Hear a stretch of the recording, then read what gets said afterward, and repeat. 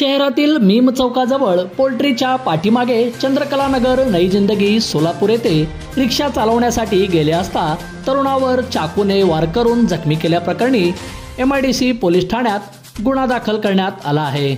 याबाबत पोलिसांकडून मिळालेली अधिक माहिती अशी की दिनांक 23 सप्टेंबर 2024 रोजी मीम चौकाजवळ पोल्ट्रीच्या पाठीमागे चंद्रकला नगर नई जिंदगी येथे फिर्यादीचा मुलगा बाबूलाल जब्बार शेख हा रिक्षा चालवण्यासाठी गेला असता त्यास सदरील ठिकाणी यातील आरोपी सज्जाद सय्यद यांनी जीवे मारण्याच्या उद्देशाने अंगावर व डोक्यामध्ये चाकूने वार करून त्याला जखमी केल्याप्रकरणी हसीना बी जब्बार शेख वय वर्ष 55 राहणार मसरे वस्ती न्यू बुधवारपेठ सोलापूर यांनी दिलेल्या फिर्यादीवरून सज्जाद सय्यद याच्या विरुद्ध MIDC पोलीस ठाण्यात गुन्हा दाखल करण्यात आला आहे।